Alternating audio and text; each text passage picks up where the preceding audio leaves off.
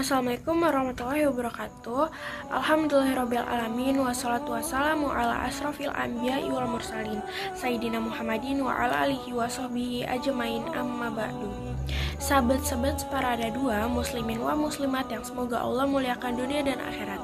Alhamdulillah, dengan izin Allah kita masih diberikan kesehatan hingga saat ini memasuki bulan Ramadan yang ke-12. Semoga ibadah kita diterima oleh Allah Subhanahu wa taala dan kita dapat menjalankan ibadah Ramadan dengan penuh kesungguhan dan ketakwaan. Amin ya rabbal alamin. Pada kesempatan kali ini, izinkan saya membawakan kultum dengan tema cara Rasulullah SAW menjalankan ibadah puasa. Salat tarawih di bulan Ramadan. Jangan lupa sampai beberapa rakaat. Selagi pahala dilipat gandakan, ayo lakukan kebaikan dengan baik-baik sebelum terlambat. Asik. Sekarang kita mulai ya kultumnya. Di bulan Ramadan ini merupakan salah satu bulan yang paling ditunggu oleh seluruh umat Islam di dunia.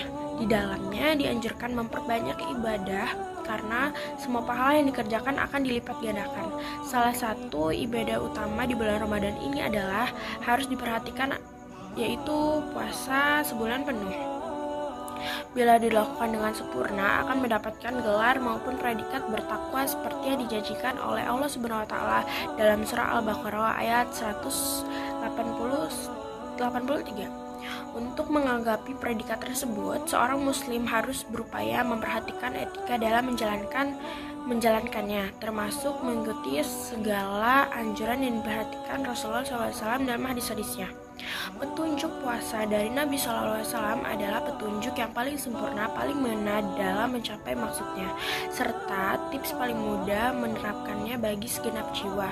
Di antaranya ada yang wajib dan ada pula yang sunnah. Berikut adalah di antaranya.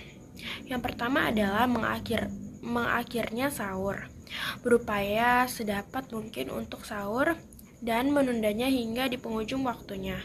Rasulullah SAW bersabda, "Makan sahurlah kamu karena sahur itu mengandung berkah." Hadis riwayat Bukhari 1139. Jadi sahur adalah makan yang penuh berkah dan sekaligus bertentangan dengan kebiasaan ahlul kitab atau baca aturan sahur. Dan makanan sahur terbaik adalah kurma. Hadis riwayat Abu Daud nomor 2345. Yang kedua adalah mempercepat berbuka. Ada puasa yang kedua adalah segera berbuka atau ketika waktunya telah tiba. Karena Nabi SAW bersabda, manusia akan tetap mendapatkan kebaikan selama berbuka. Hadis riwayat Bukhari 198.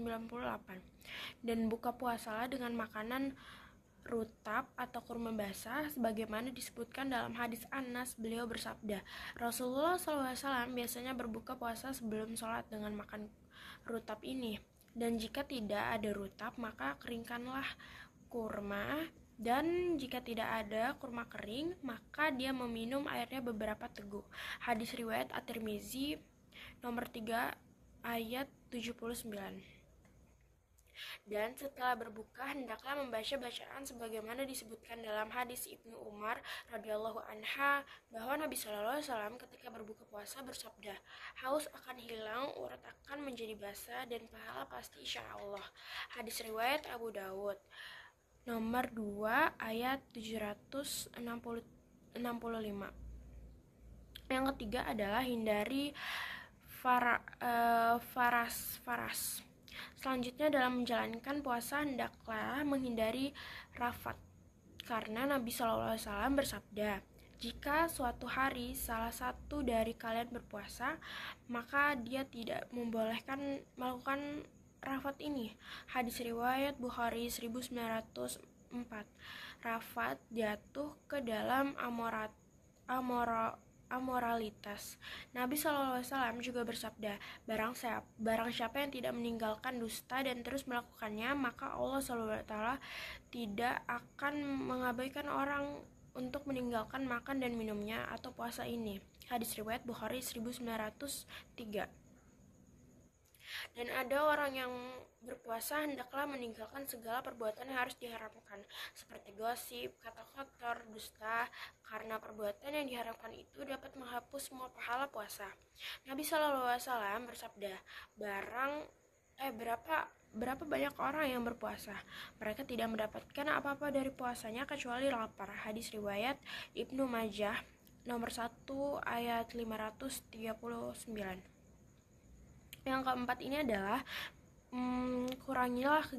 kurangi kegiatan yang tidak bermanfaat. Dan di antara hal-hal yang dapat mengurangi pahala kebajikan dan mendatangkan dosa adalah sibuk menonton balapan, sinetron, perlombaan, nongkrong yang tidak berguna, mondar-mandir di jalan dengan teman-teman nakal yang suka membuang-buang waktu, mobil mendesak-desak di trotoar dan gang. Malah sholat malam, zikir dan ibadah bagi kebanyakan orang di bulan Ramadan menjadi bulan tidur di siang hari agar tidak merasa lapar yang menyebabkan lalainya sholat wajib dan sholat berjamaah. Lalu di malam hari hanya akan canda tawa dan tenggelamnya dalam lembah nafsu. Bahkan sebagian dari mereka menyambut bulan Ramadan dengan penyesalan karena akan kehilangan berbagai kelezatan, dan sebagai lainnya melakukan perjalanan di bulan Ramadan ke negeri orang kafir hingga selamat menikmati liburan panjangnya. Dan lebih fatalnya lagi, banyaknya kemungkaran yang terjadi di masjid, seperti banyaknya wanita yang datang ke masjid dengan tabaruj atau perhiasan dan rias kecantikan dan wangi-wangian. Bahkan begitulah pun tidak luput dari bencana ini. Sebagian dari mereka menjadikan bulan suci Ramadan sebagai musim bersantai, tidak perlu dan ada yang bermain dengan sesuatu yang berbahaya seperti pemetasan dan kembang api. Ada juga yang sibuk bertransaksi di pasar dan belanja di swalayan dan supermarket.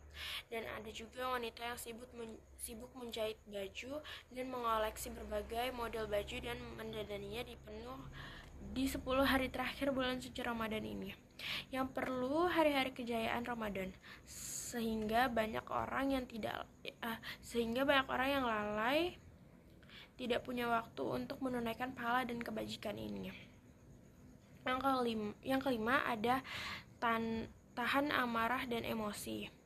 Dia tidak boleh berteriak karena Nabi SAW bersabda, dan jika seorang menyerangnya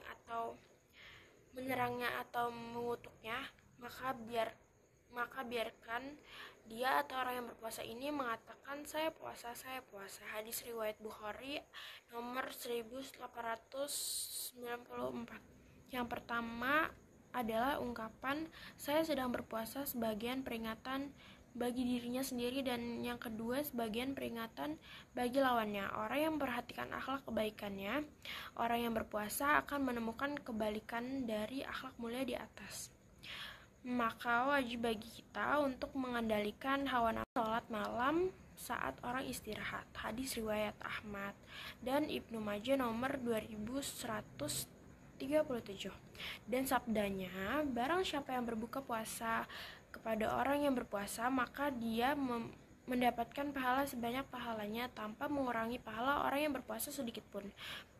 Syekhul Islam Ibnu Taimiyah dalam kitab Al-Ikhtibarat Al-Fiqhiyah 109 menjelaskannya, dimaksud dengan memberinya makanan untuk berbuka adalah sampai orang tersebut kenyang. Banyak orang percaya lebih peduli pada orang miskin daripada dirinya sendiri dengan memberi mereka apa yang mereka miliki untuk berbuka puasa, seperti Abdullah bin Umar, Malik bin Dinar, Ahmad bin Habal, dan lain-lainnya. Dan Abdullah bin Umar tidak berbuka puasa kecuali dengan anak yatim dan fakir miskin. Jazakumullah khairu wa afwan. Sekian dari kultum saya. Wabinal taufiq wal hidayah. Wassalamualaikum warahmatullahi wabarakatuh.